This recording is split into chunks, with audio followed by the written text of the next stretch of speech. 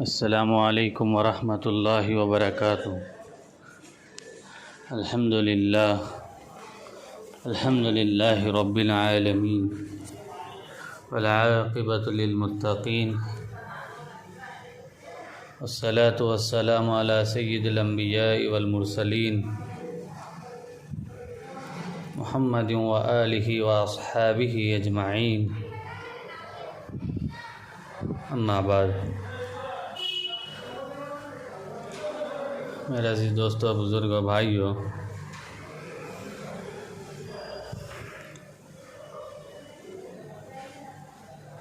ایک corona virus کو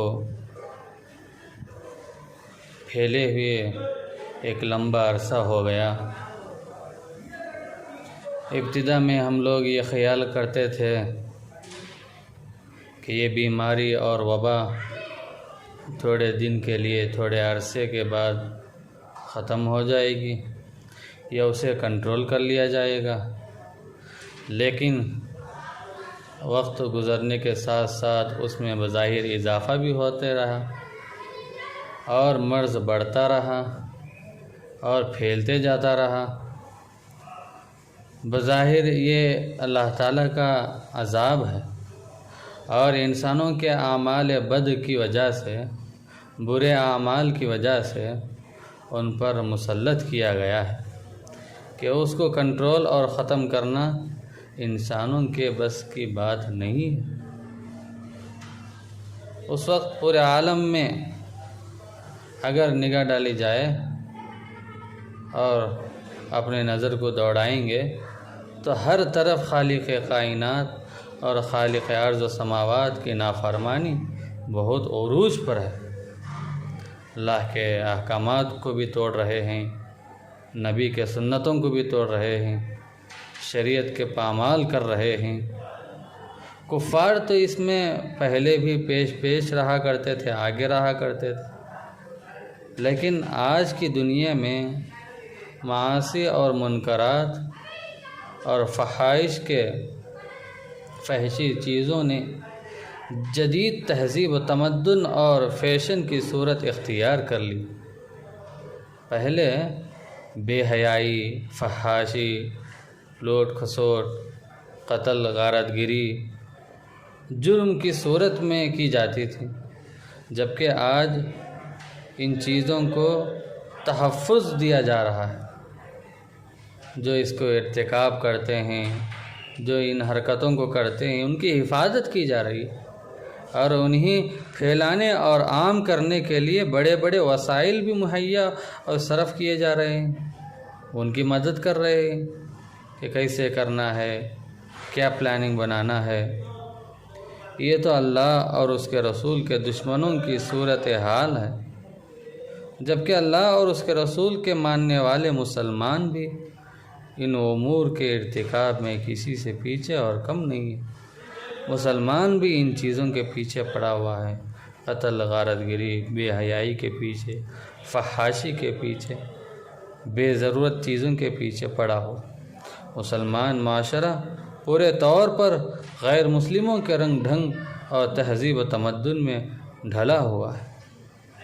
اپنی شریعت کے طریقے کو چھوڑ کر کھڑے ہو کر پیشاب کرنے والے کے طریقے کو اپنے زندگی میں اپنا لیے، فلم ایکٹروں کے اور پتہ نہیں ابھی کن کن کے طریقوں کو ہم نے اپنی زندگی میں اپنا لیے۔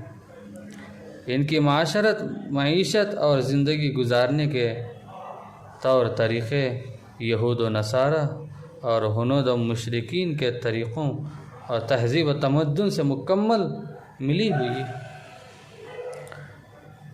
وہ کہنے کو تو مسلمان ہیں، لیکن ان کی زندگی گزارنے کا اندازہ اور طریقہ کچھ اور خبر دیتا ہے، کچھ اور اشارہ کرتا ہے۔ عبادات اور فرائض اور واجبات کی ادائیگی میں کوتاہی نمایاں ہے، ظاہر ہے۔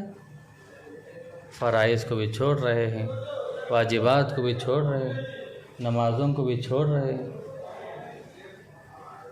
معاشرت میں رسول اللہ صلی اللہ علیہ وسلم سے انہیں کوئی نسبت نہیں ہے کہ پیغمبر علیہ السلام نے امت کو کس سطح پر چھوڑا تھا، کس لائن پر چھوڑا تھا، کیا کرنے کو کہا تھا، کن چیزوں کو امت کے حوالے کر کے گئے۔ آج امت نبی کے امت ہونے کی وجہ سے ان کا بھی خیال نہیں ہے، سنتوں کو توڑ کر چھوڑ کر زندگی گزار رہے۔ اگر سنتوں کو چھوڑ کر پیغمبر صلی اللہ علیہ وسلم کے طریقے کو چھوڑ کر ہمیں زندگی گزاریں گے تو کامیابی نہیں ملے گی۔ ہاں، کامیابی کے نقشے نظر آئیں گے لیکن کامیابی نہیں ہے۔ ان کا اٹھنا بیٹھنا سونا جاگنا، اگر زندگی کا ہر قول ہر بات ہر عمل خلاف سنت اور اسلامی شریعت سے ہٹا ہوا، آج ہم مسلمانوں کی یہ حالت ہو گئی۔ ان کی نہ تو انفرادی زندگی میں اسلامی خوبی ہے اور نہ ہی اجتماعی زندگی میں اسلامی رنگ ڈھنگ ہے، اور نہ ہی ان کے دل خشیت الہی سے منور ہے، اللہ کا ڈر نہیں، اللہ کا خوف نہیں، اور نہ ہی ان کی محفلیں ذکر الہی سے معمور ہیں، اللہ کو بھول کر زندگی گزار رہے ہیں، اللہ کی یاد تازہ نہیں کرتے، نہ تو حقوق اللہ کی ادائیگی کا خیال کرتے ہیں کہ اللہ کے حقوق کیا ہیں ہمارے اوپر، اور نہ ہی حقوق العباد کو ادا کرنے کے لیے فکر مند رہتے ہیں کہ اللہ تعالیٰ نے بندوں کے ساتھ کس طرح رہنے کا معاملہ فرمایا، کس طرح رہنے کو کہا، ان کے ساتھ کیسے پیش آنے کو کہا، ان کے ساتھ کیسے سلوک کرنے کو کہا۔ میرے دوستو، ہر طرف دنیا اور مال دولت جمع کرنے کی ہوس اور حرص لالچ میں گرم ہے۔ الذی جمع مالا وعدد، الذی جمع مالہ وعدد کا منظر یہی آ رہا ہے۔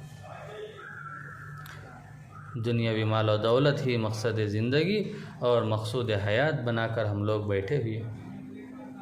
حقوق کی ادائیگی ہمارے نزدیک نہیں ہے، بلکہ حقوق کے حصول کی، اس کو حاصل کرنے کی ہر طرف جنگ لڑی جا رہی ہے کہ اپنے حق کو کھینچنے کے لیے، حاصل کرنے کے لیے لڑائی جھگڑا کرتے ہیں، اور دوسروں کے حق کو جب دینا ہوتا ہے تو بہانے بتاتے ہیں۔ ہر آدمی مال بٹورنے کے پیچھے اس کے چکر میں پڑا ہو، بھائی بھائی کے خون کا پیاسا ہے، ہر طرف سے اللہ کی ناراضگی اور عذاب الہی کو دعوت دی جا رہی ہے، لیکن اللہ تعالیٰ کی ذات حلیم اور ذات کریم اور ذات رحیم بردبار ہے، انسانوں کی کوتاہیوں کو برے اعمال کے باوجود ان سے درگزر کرا ہے اور معاف کرتے آ رہا ہے۔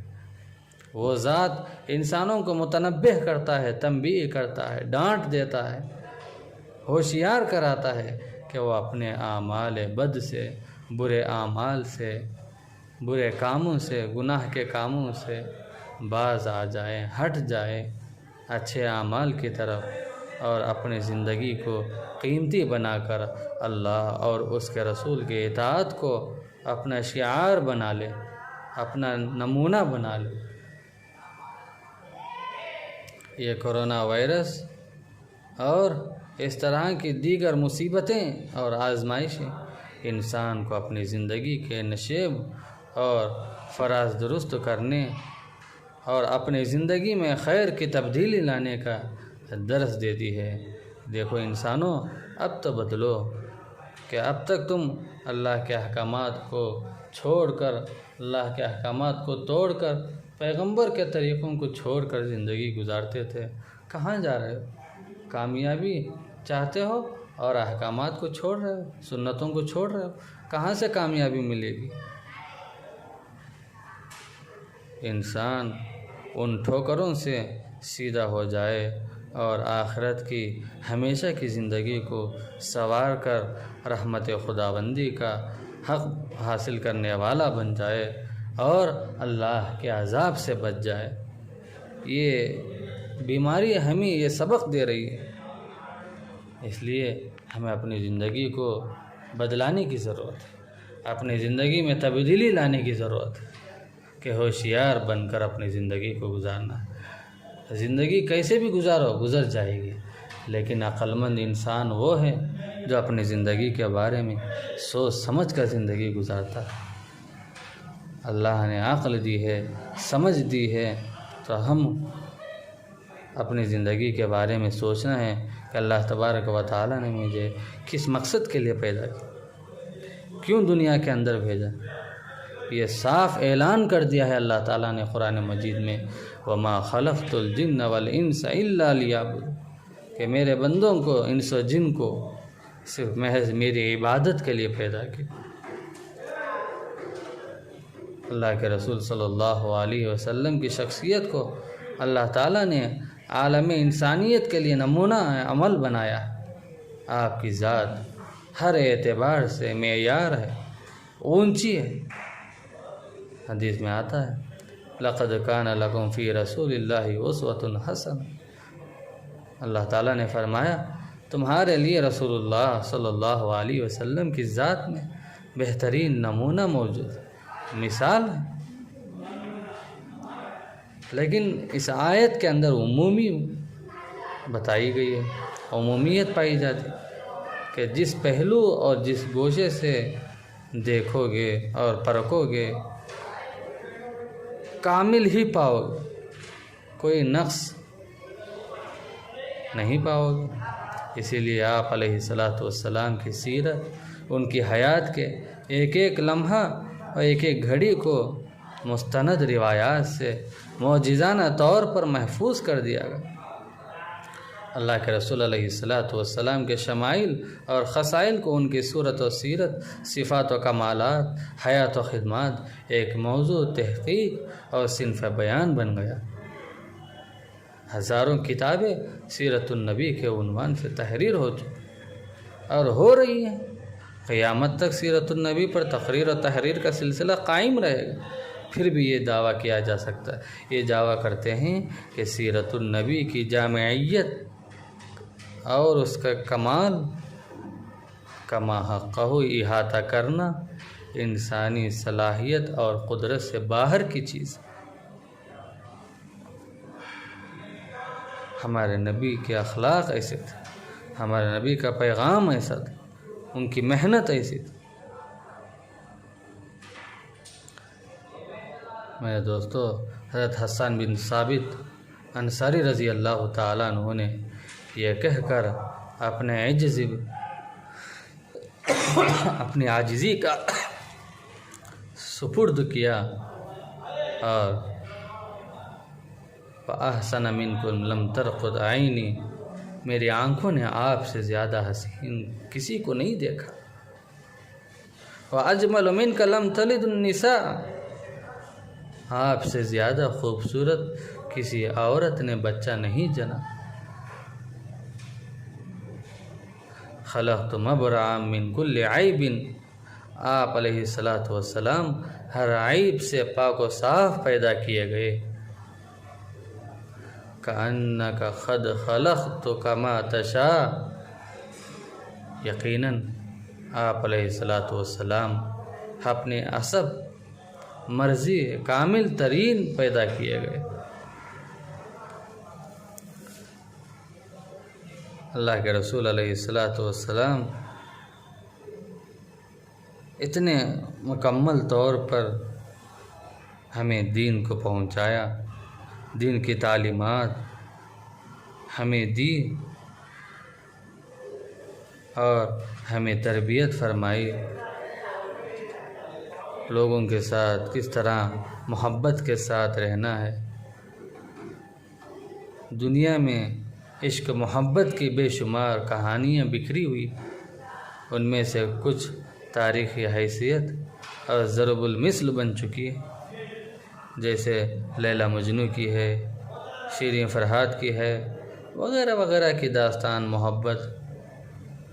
مگر دنیا میں محبت کی جو سچی اور حقیقی داستان ہے وہ رسول اللہ صلی اللہ علیہ وسلم کے صحابہ نے کر کے دکھایا اور اس کی مثال پیش کر کے دکھایا۔ رسول اللہ صلی اللہ علیہ وسلم کے صحابہ رضی اللہ تعالی عنہ نے اللہ کے رسول علیہ السلام کے عشق میں سرشار ہو کر انقلاب پیدا کر کے دکھایا اور اپنے کارناموں کے ہماگیر اثرات چھوڑے ہیں۔ فداکاری جانثاری کی ایسی نادر تاریخ مرتب کر دی جس کی نظیر عشق و محبت کی دنیا میں ملنا محال ہے، اس لیے کہ وہ ایمانی محبت تھی۔ تو ایسی محبت بھی ہم اپنے دل کے اندر اجاگر کرنا ہے اور اپنے اندر پیدا کرنا ہے۔ اللہ کے رسول علیہ السلام سے اور ان کے سنتوں سے، ان کے طریقوں سے منہ نہیں پھیرنا ہے اور اللہ تعالیٰ کے احکامات کو اپنے زندگی کا نمونہ بنانا ہے۔ ہر عمل میں جو بھی کام کرتے ہیں اس عمل میں اللہ کا حکم اور نبی کے طریقے کو سامنے رکھ کر اپنے کام کو کرنا ہے اور اپنے دل کی دنیا کو بدلنے کی ضرورت ہے۔ قرآن حدیث میں یہ معلوم ہوتا ہے کہ اپنا تزکیہ کرنے کی بہت ضرورت ہے۔ ہمارے علماء نے فرمایا کہ مصر کے علاقوں میں اور دیگر عرب کے شہروں میں اور عجم کے شہروں میں جو رواج ہو گیا ہے کہ اپنے لیے ایسی صفات استعمال کی جاتی ہے جو تزکیہ اور تعریف پر دلالت کرتی، جیسے ذکی الدین، محی الدین، علم الدین، اسی طرح کے القاب۔ تنبیہ الغافلین میں جہاں منکرات کا ذکر تذکرہ لکھا گیا ہے وہاں یہ بھی لکھا گیا ہے کہ منکرات میں سے وہ بھی ہیں جو وبا کی طرح پھیل گیا ہے، یعنی جھوٹ جو زبانوں پر رائج ہو گیا، اور وہ خود ساختہ القاب ہیں جو اپنے معنی کو ظاہر کر رہے ہیں۔ اس لیے عزیزان گرامی ایسے ویسے القاب بھی اپنے لیے پسند نہیں کرنا ہے۔ اللہ کی رضا کے لیے ہم اچھے اعمال کرنا ہے، کسی کو دکھلانے کے لیے، نام و نمود کے لیے ہرگز نہیں کرنا۔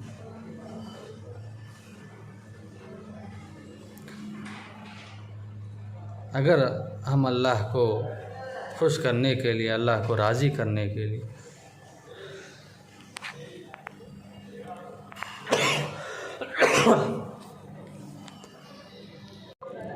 رائی کے دانے کے برابر بھی عمل کریں گے تو اللہ تبارک و تعالی اس کو احد کے پہاڑ کے برابر اجر و ثواب بنا کر اللہ تبارک و تعالی عطا فرماتے ہیں۔ اگر دکھلاوے کے لیے، کسی کو بتانے کے لیے ہم عمل کریں گے تو اللہ تبارک و تعالی رائی کے دانے کے برابر بھی اس کو ثواب، اس کی نیکی ہرگز نہیں دیں گے۔ اس لیے ہم اپنی زندگی میں اعمال کو جگانا ہے، عبادات کو اپنی زندگی میں اپنانا ہے، سنت طریقوں کو اپنی زندگی میں پیدا کرنا ہے، سر کے بال سے لے کر پیر کے ناخن تک اپنی زندگی کو احکامات سے، سنتوں سے ڈھالنا ہے۔ اسی میں ہماری کامیابی ہے، اور اللہ تبارک و تعالیٰ کا وعدہ بھی ہے، اور اللہ کے جو برکات ہیں، احسانات ہیں، اللہ تبارک و تعالیٰ ضرور عطا فرماتے ہیں۔